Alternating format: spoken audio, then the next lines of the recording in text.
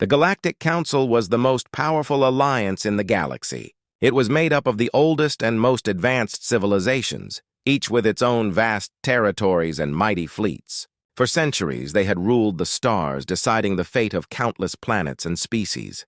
They saw themselves as the protectors of the galaxy, believing that their wisdom and strength were unmatched. Among them, Earth was just a small, insignificant planet, barely worth their attention.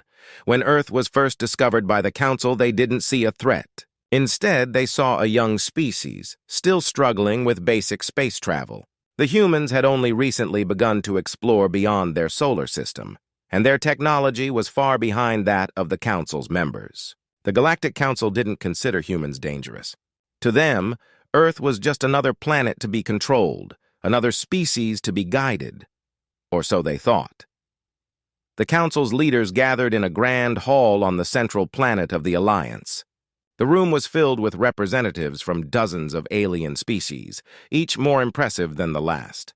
There were tall, slender beings with shimmering skin, massive creatures covered in thick scales, and others with features too strange to describe. They all wore elaborate robes or armor, symbols of their rank and power. At the head of the table sat the Supreme Chancellor, a being with glowing blue eyes and a calm yet commanding presence. The Chancellor looked around the room, taking in the pride and confidence of the Council members. "We have received reports from our scouts," the Chancellor began, his voice echoing through the hall. "The planet called Earth has been surveyed. Its inhabitants, known as humans, are of no threat to us." There was a murmur of agreement from the Council members. They had seen the reports. Humans were technologically behind, divided by their own conflicts, and far too weak to challenge the might of the Galactic Council. The Council had faced far greater threats in the past, from rogue empires to powerful warlords, and each time they had emerged victorious. Earth would be no different. "We must decide how to proceed with this planet," said another member of the Council, a tall, regal figure with silver scales. "Shall we impose our laws upon them? Take their resources? Or perhaps guide them as we have done with others?" The Supreme Chancellor nodded. "The humans have potential, but they are far from realizing it. We will enforce our laws and ensure that they do not become a problem. We will take what we need from their planet and teach them the proper ways of the galaxy." The decision was made without much debate. The Council believed it was doing the humans a favor by bringing them under its control. They would offer protection, technology, and wisdom, all in exchange for Earth's loyalty and resources. The Council members didn't see this as conquest, but as guidance, helping a young species find its place in the galaxy. But as the Council continued to discuss their plans for Earth, there was one voice of caution. It came from a small, quiet figure at the end of the table. This was Ambassador Xylar, a representative from a lesser-known species, often overlooked by the others. Xylar had studied the reports on Earth more closely than anyone else. "Chancellor," Xylar began hesitantly, "I have concerns about this decision. The humans, they are not like the other species we have encountered. They are adaptable, resourceful, and have a history of overcoming great challenges. We should not underestimate them." The room fell silent as the other members of the Council turned to look at Xylar. The Supreme Chancellor raised an eyebrow, intrigued by this unusual caution. "Ambassador Xylar, are you suggesting that we should fear these humans?" he asked, a hint of amusement in his voice. Xylar shook his head. "Not fear, Chancellor, but respect. The humans have a unique resilience. They may not have the technology we do, but they have something else, an indomitable spirit. If we push them too hard, they might surprise us." The Council members exchanged glances, some amused, others dismissive. "You worry too much, Xylar," said the silver-scaled member. "The humans are primitive. They will fall in line just as all the others have. There is no need to be concerned." The Supreme Chancellor smiled and nodded. "I appreciate your caution, Ambassador Xylar. But the Council has made its decision. Earth will be brought into the fold, and its people will learn to follow our ways." With that, the matter was settled. The Galactic Council would move forward with its plans, confident in its ability to control Earth and its inhabitants. They believed that the humans would be easily subdued, their spirit broken by the might of the Council. After all, what could one small planet do against the combined power of the galaxy's greatest civilizations? But as the Council prepared to enforce its will upon Earth, they had no idea what they were about to awaken. They had underestimated humanity, a mistake that would soon come back to haunt them. The humans were not as weak as they seemed, and when pushed to the brink, they would fight back with a fierceness that the galaxy had never seen before. The Galactic Council had just made the first move in a game that they thought they had already won, but the humans were about to change the rules. The decision of the Galactic Council to impose its will on Earth was met with quiet determination on the blue planet. The leaders of Earth knew they were up against a powerful alliance of alien species, each with technology and weaponry far beyond what humanity possessed. Yet the people of Earth were not ones to give up easily. They had faced countless challenges throughout their history, and this would be no different. In a high-security meeting room deep beneath the surface of Earth, the leaders of the world's most powerful nations gathered to discuss the Council's ultimatum. The room was filled with tension as they reviewed the Council's demands, strict laws, heavy taxes, and the surrender of Earth's most valuable resources. In exchange, the Council promised protection and guidance, but it was clear that this was more about control than cooperation. The President of the United States, a seasoned diplomat with years of experience, stood at the head of the table. "We've seen the reports," she began, her voice steady but filled with concern. "The Galactic Council is not here to negotiate. They see us as nothing more than a primitive species, one they can easily control. But we cannot and will not allow that to happen." Around the table, the other leaders nodded in agreement. The Prime Minister of the United Kingdom spoke next. "We must send a message to the Council, making it clear that we are not their subjects. We are willing to cooperate, but only as equals. If they ignore our warning, then we must be prepared to defend ourselves." A murmur of approval swept through the room, but there was also a sense of unease. They all knew what was at stake. The Galactic Council was vast, with resources that dwarfed anything Earth could muster. But they also knew that they had no choice. Surrender was not an option. After hours of debate, the leaders agreed on the wording of the message. It was a clear and firm warning to the Galactic Council. Earth was ready to defend its sovereignty. The message was transmitted across the stars, relayed through a network of satellites and deep space probes, until it finally reached the Council's central planet. In the grand halls of the Galactic Council, the message from Earth was received with little more than a passing glance. The Supreme Chancellor was in the middle of a meeting with his top advisors when the communication arrived. A low-ranking aide approached the Chancellor with a datapad, the message from Earth displayed on its screen. "Chancellor," the aide said, bowing respectfully, "we've received a message from the planet Earth. It appears they are refusing our terms." The Supreme Chancellor glanced at the message, his glowing blue eyes narrowing slightly. "Refusing our terms?" he repeated, almost in disbelief. "How quaint. And what do they propose instead?"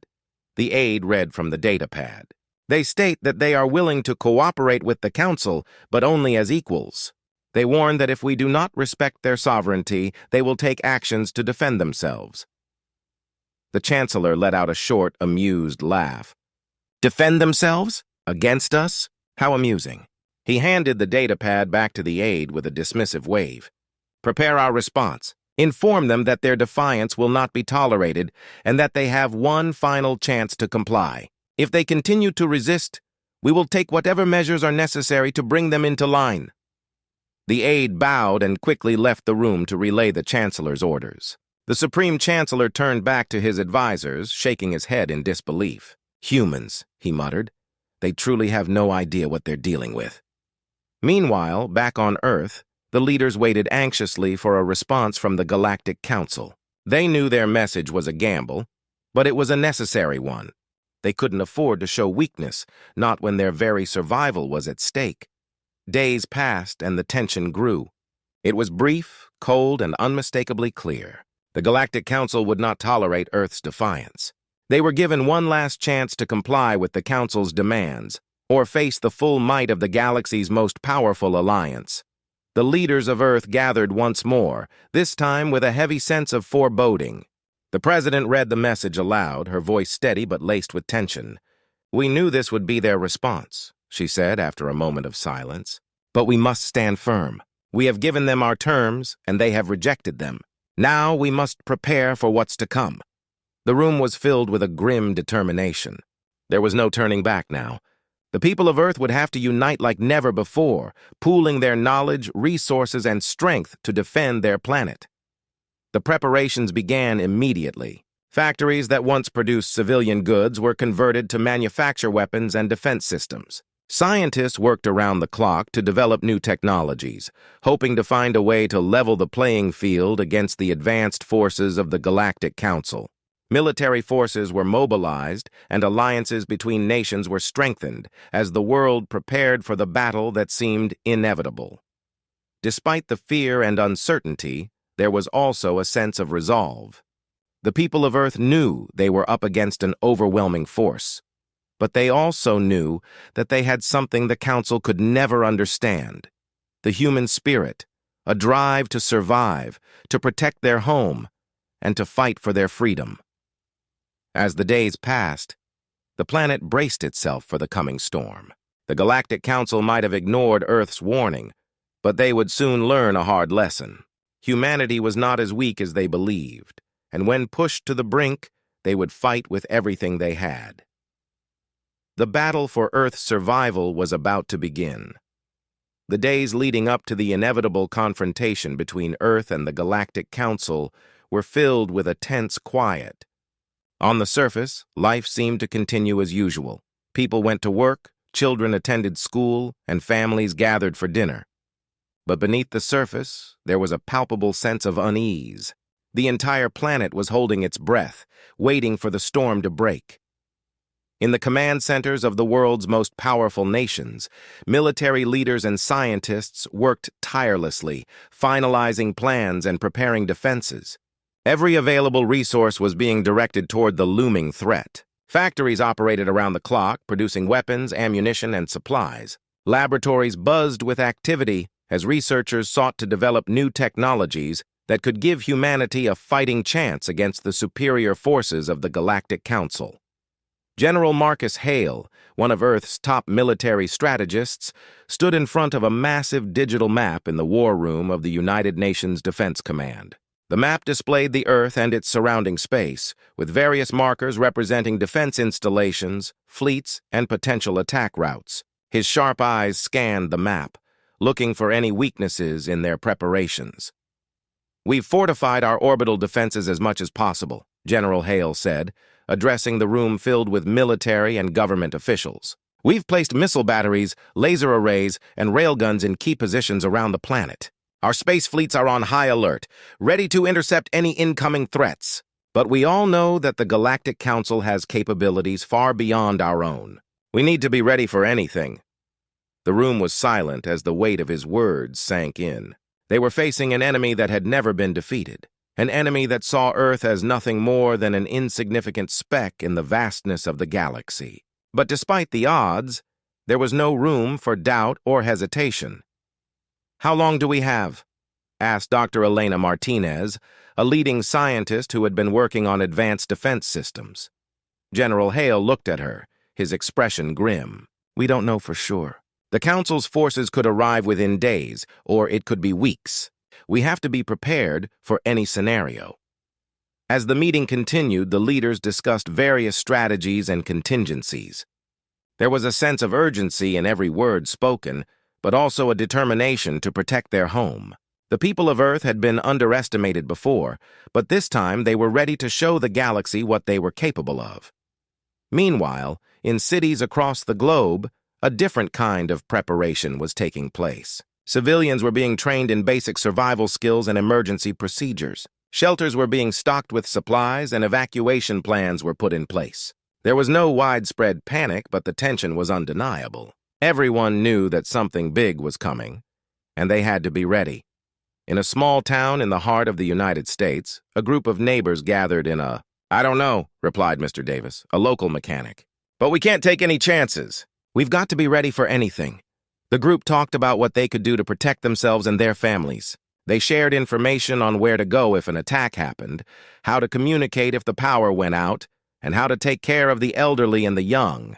It wasn't much, but it gave them some sense of control in a situation that felt overwhelmingly out of their hands.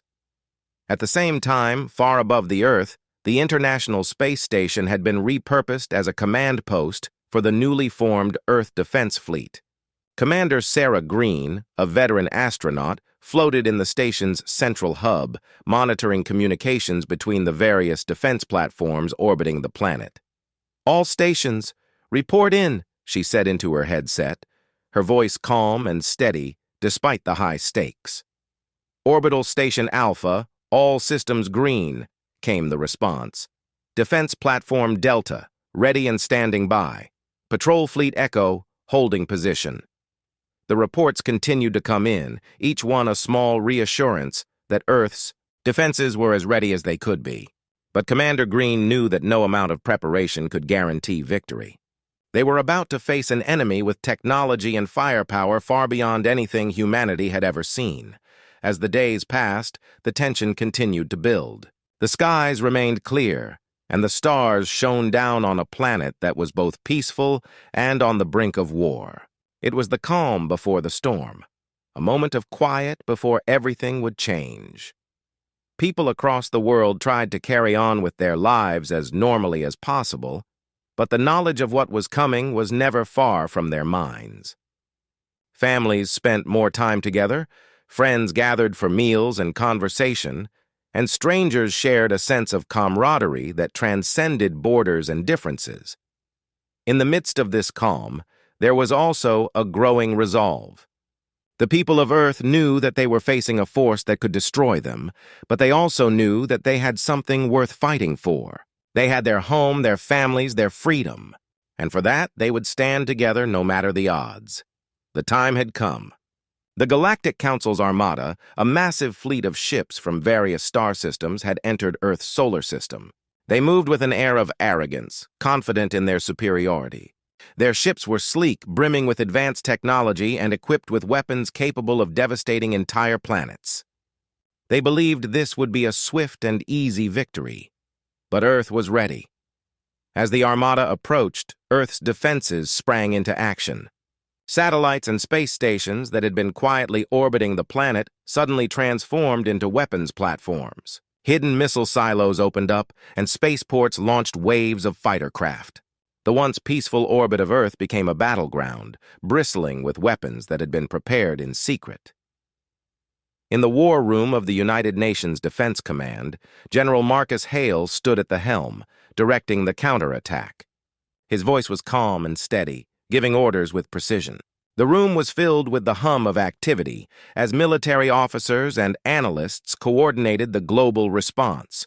"All stations, fire at will," General Hale commanded.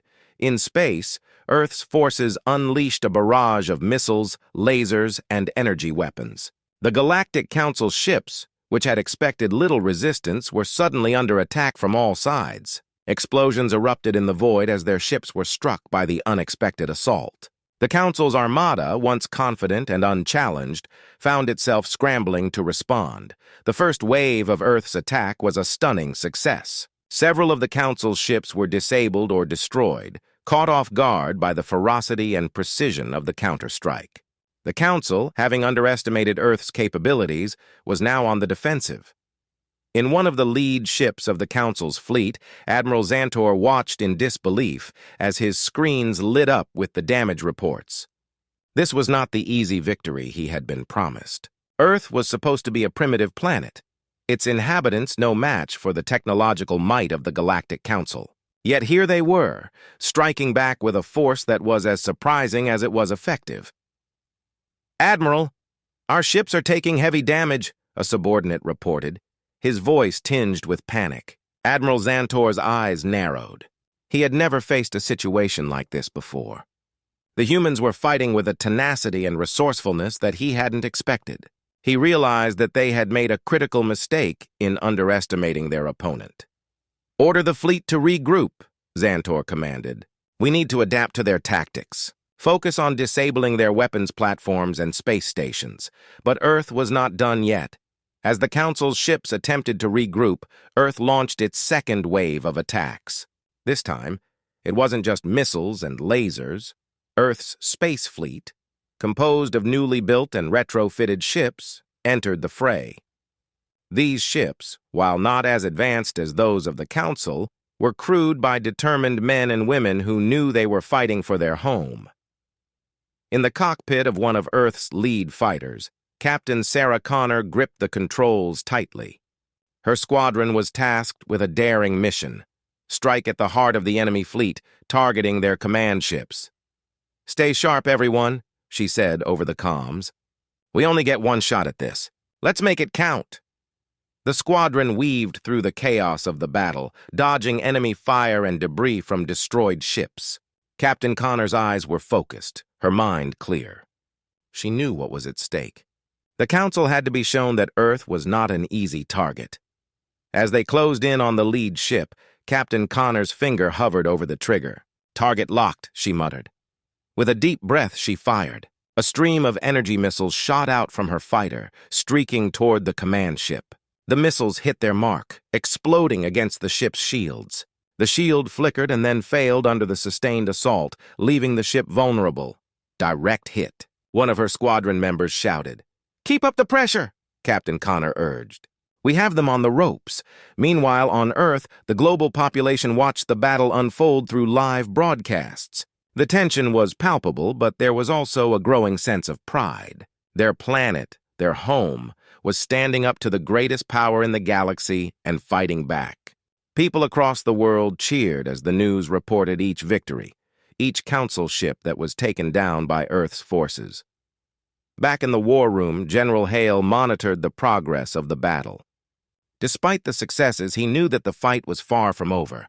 The Council's fleet was vast, and their technology still posed a significant threat. "Prepare the contingency plan," he ordered one of his officers. "If they push through our defenses, we need to be ready for the next phase." The officer nodded and began relaying the orders. General Hale knew that this battle was only the beginning. Earth had struck back with force and determination, but the true test was yet to come. The Galactic Council would not take this defeat lightly. As the battle raged on, it became clear to everyone involved that this was not just a fight for survival. It was a fight for respect. Earth was proving that it was not a planet to be trifled with. They were sending a message to the entire galaxy: humanity would not go down without a fight. And as the Council's forces reeled from the unexpected retaliation, the people of Earth braced themselves for what would come next. They had struck back, but the storm was far from over. The battle had taken a turn that no one in the Galactic Council had anticipated. What was supposed to be a quick and decisive victory over Earth had turned into a prolonged and grueling conflict. The Council's fleet, once confident and dominant, now found itself on the defensive. Their forces were spread thin, and the humans' relentless counterattacks were taking a toll. Admiral Xantor paced the command bridge of his flagship, his mind racing. The reports from the front lines were grim. Earth's defenses were more formidable than anyone had imagined, and their strategy was unpredictable. Every time the Council thought they had the upper hand, the humans would surprise them with another devastating move. "We are losing ships faster than we can regroup," one of his officers reported, his voice heavy with concern. Admiral Xantor stopped and turned to face his crew. The normally composed and confident leader was showing signs of strain. The humans had forced the Council into a corner, and now they were scrambling for a way out. "We cannot afford to lose this battle," Xantor said, his voice firm despite the situation. "The Council's reputation and the security of our entire alliance is at stake. We must find a way to turn this around." But even as he spoke, Xantor knew that their options were limited. Earth's forces were not only holding their ground, but pushing back with a ferocity that was shocking. The Council had always viewed Earth as a primitive planet, but now they were facing a reality where their own survival was in question. In a dimly lit chamber deep within the flagship, the Council's high command convened via hologram. Representatives from the most powerful species in the galaxy appeared as shimmering blue figures, their faces etched with worry. "We must consider a retreat," one of the counselors suggested, her voice shaky. "We are sustaining heavy losses. Perhaps it's time to negotiate." "Negotiate?" another counselor scoffed. "We cannot show weakness. If we retreat now, we lose all credibility. Every species in the galaxy will see us as vulnerable. But what choice do we have? A third counselor interjected. The humans are not what we expected. They fight with a determination that we underestimated. If this continues, we risk losing our entire fleet. Admiral Xantor, who was present at the meeting, remained silent, listening to the arguments. He knew that a decision had to be made, and soon. The longer they hesitated, the more ground they would lose.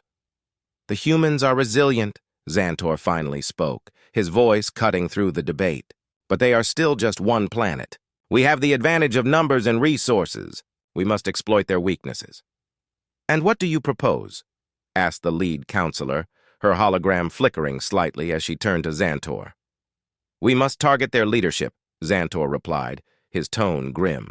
If we can take out their command structure, we can disrupt their entire defense. A decapitation strike, swift and decisive. Without leadership, their resistance will crumble. The counselors exchanged uneasy glances. It was a risky move, but it might be their only chance to turn the tide. Very well, the lead counselor agreed. But this must be done quickly. We cannot afford any more delays. Back on Earth, in the United Nations Defense Command, General Marcus Hale was also feeling the strain of the ongoing battle. The initial victories had been encouraging, but he knew that the Council would not give up easily. They were a formidable opponent, and they had the resources to keep this fight going indefinitely. How are we holding up? General Hale asked one of his officers as he studied the tactical map. We're managing, sir, the officer replied. But the Council's forces are adapting. They're focusing more on our leadership and key installations. It's clear they're trying to cut off our command structure. General Hale nodded, his expression serious. He had anticipated this move. The Council was desperate, and desperate enemies were often the most dangerous. Increase the defenses around our command centers, Hale ordered, and inform all regional commanders to prepare for possible attacks on their positions. We need to stay one step ahead. As Earth's forces braced for the Council's next move, the tension in the air was palpable. The people of Earth, who had been following the battle closely, could sense the danger. Cities across the globe had implemented emergency protocols, with citizens seeking shelter in fortified bunkers. Everyone knew that the Council was not going to back down easily. In space, the Council's fleet began to reorganize. Admiral Xantor had given the order for the decapitation strike. Specially equipped ships, designed for precision attacks, moved into position. Their target, the command centers on Earth, where the human leadership was coordinating the defense. As the Council's ships closed in on their targets, Earth's defenses responded with everything they had. Anti-aircraft systems, orbital cannons, and fighter squadrons engaged the incoming attackers. The battle reached a fever pitch, with explosions lighting up the sky and the void of space. Despite the fierce resistance, a few of the Council's ships broke through the defenses. They launched their attacks on key command centers, hoping to deliver a crippling blow to Earth's leadership. But Earth was not so easily defeated. In the war room, General Hale watched as the attacks unfolded. He knew that this was the Council's desperate gamble, and he was prepared. Activate Contingency Plan Delta, he ordered calmly. Across the globe, hidden bunkers and backup command centers came online. Earth's leadership had planned for this scenario, and they were ready to continue the fight, no matter what the Council threw at them. The Council's strike, while devastating, failed to achieve its objective. Earth's command structure remained intact, and the resistance continued. The humans had once again defied the odds, and the Galactic Council was left with no clear path to victory. As the smoke cleared and the battle raged on, one thing became clear. The Galactic Council was running out of options. Their desperation was growing, and the war was far from over. The battle for Earth had reached a critical juncture. The Galactic Council, having endured several failed attempts to cripple Earth's defenses, was growing increasingly desperate. The humans, despite their primitive reputation, had shown an unexpected level of resilience and strategic acumen. As the conflict dragged on, it became clear that the Council needed a new approach. In the command center of the Galactic Council's flagship, Admiral Xantor stared at the large tactical display. His face was a mask of frustration and determination. The attack on Earth's command centers had been partially successful, but the humans had quickly adapted. Their ability to reorganize and regroup had thwarted the Council's attempts to decisively end the conflict. "We need a new strategy," Xantor said to his staff, his voice tinged with urgency. "The current approach isn't working. We need to find a way to exploit their weaknesses more effectively." A tactical officer stepped forward, holding a data pad. "Admiral, we've analyzed their recent movements. It appears that their command centers are more resilient than anticipated. However, their supply lines and logistics seem to be stretched thin." Xantor's eyes narrowed as he considered this new information. "If we can disrupt their supply lines, we can weaken their ability to sustain the defense. A focused strike on their logistics could give us the upper hand." The officer nodded. "We've identified several key supply routes and storage facilities. A targeted attack on these could cripple their ability to maintain their defense efforts." "Prepare a new plan of attack," Xantor ordered.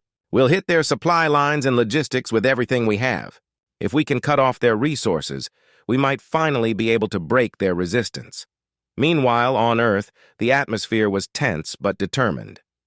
General Marcus Hale and his team had been working around the clock to monitor and respond to the ongoing threats. Despite the setbacks and the Council's relentless attacks, Earth's forces had managed to hold their ground. But Hale knew that the Council was far from defeated, and a new strategy from them could be devastating. "General, we've detected increased activity from the Council's fleet," an officer reported. "It looks like they're shifting their focus away from our command centers and targeting our supply lines." Hale frowned, analyzing the data. "They're trying to starve us out. If they succeed in cutting off our supplies, our ability to sustain the defense will be severely compromised." He turned to his staff.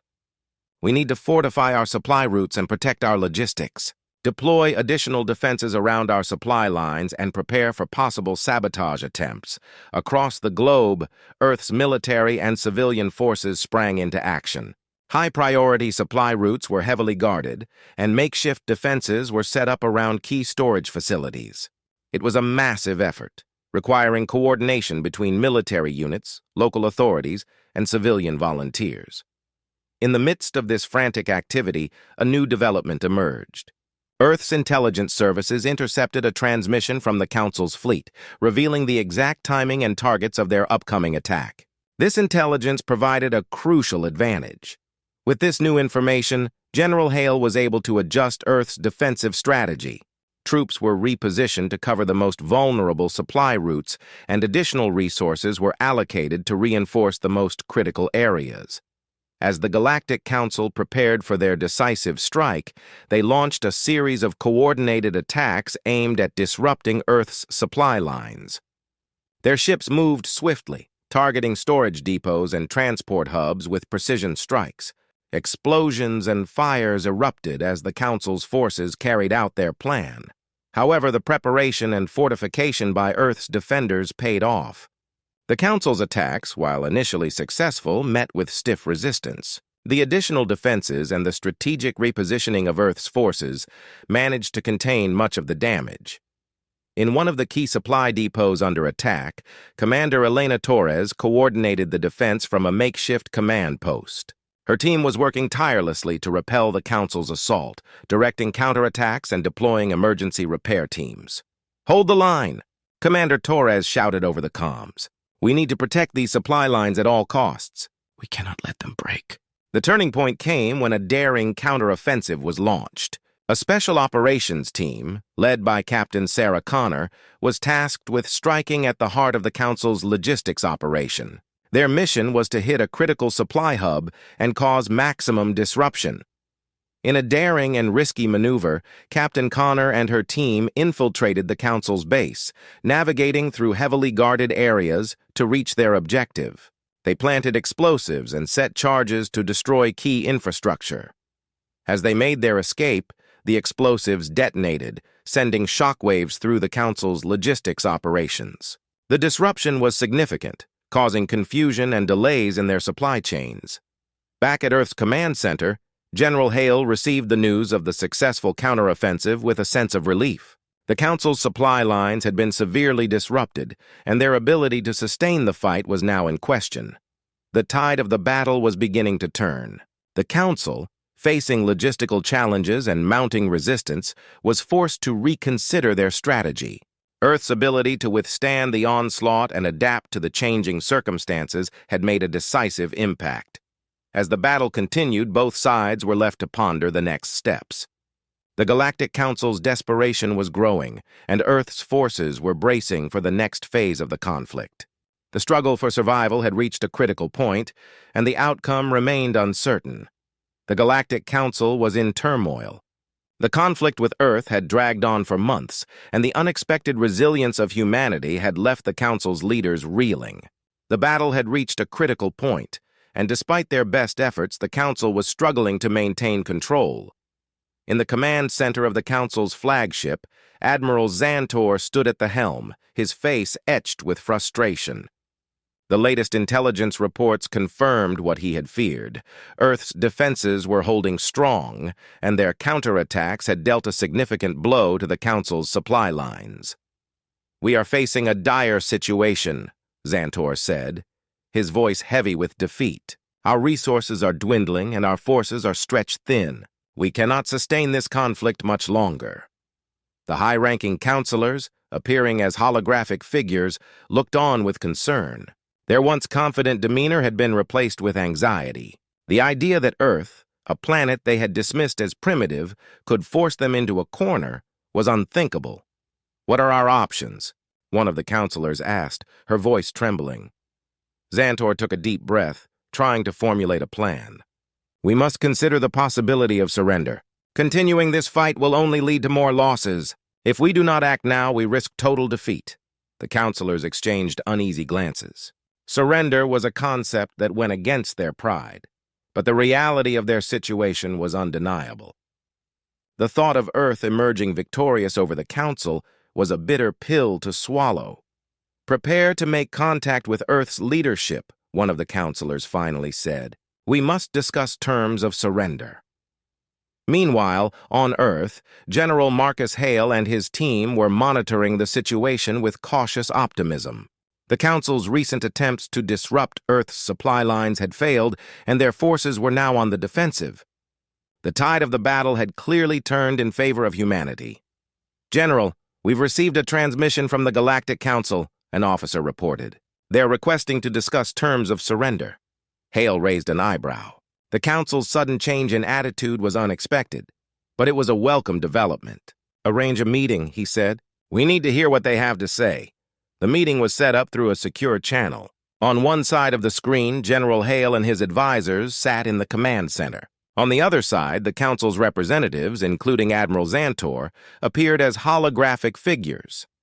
"General Hale," Xantor began, his tone subdued. "We come to you in a state of surrender. The Galactic Council acknowledges the strength and resilience of Earth. We wish to discuss terms for ending the conflict." Hale nodded, his expression serious. "We're listening. What are your terms?" Xantor hesitated for a moment, then continued. "We request a ceasefire and a formal agreement to end hostilities. In exchange, we will withdraw our forces and recognize Earth's sovereignty. We also request that certain conditions be met to ensure our safe departure." Hale listened carefully, weighing the offer. The idea of a ceasefire was tempting, but he needed to ensure that Earth's interests were protected. "We will consider your proposal," he said. "However, we will need to discuss the terms and ensure that they are fair and in the best interest of Earth." The negotiations began, with both sides working to finalize the details of the agreement. Earth's representatives were cautious but determined to secure a favorable outcome. They demanded assurances that the Council would fully withdraw their forces and that there would be no future threats. As the discussions progressed, it became clear that the Galactic Council was genuinely interested in ending the conflict. Their once imposing presence had been reduced to a desperate plea for peace. The negotiations were intense, but both sides were motivated to reach an agreement. Finally, after several rounds of talks, a ceasefire agreement was reached. The terms included the withdrawal of all Council forces from Earth's space, recognition of Earth's sovereignty, and a formal apology for the conflict. In addition, the Council agreed to provide reparations for the damage caused during the war. General Hale reviewed the final agreement and nodded in approval. "The terms are acceptable," he said. "We will sign the agreement and bring an end to this conflict." The formal signing ceremony was held, marking the end of hostilities between Earth and the Galactic Council. The Council's representatives signed the document with a mixture of relief and resignation. For the first time, they were acknowledging the strength and determination of humanity. As the ceremony concluded, Earth's forces celebrated their hard-fought victory. The conflict had been long and arduous, but the outcome was a testament to the resilience and unity of the human spirit. The once formidable Galactic Council was now forced to accept Earth's place as a powerful and independent player on the galactic stage. General Hale addressed the assembled troops and civilians. "Today, we have achieved a historic victory. We stood against overwhelming odds and emerged victorious. This is a testament to our strength, courage, and unity. Let this be a reminder that no matter how great the challenge, we can overcome it." As the people of Earth celebrated their victory, the Galactic Council retreated to lick its wounds and reassess its position in the galaxy. The once dominant force had been humbled by a planet they had underestimated, and the lessons learned from this conflict would have far-reaching consequences. The end of the conflict marked a new beginning for Earth. With the Galactic Council's surrender, humanity had proven its strength and resilience, earning its place among the stars. The road ahead would be one of rebuilding and growth, but Earth had emerged from the shadows of conflict with a newfound sense of pride and accomplishment.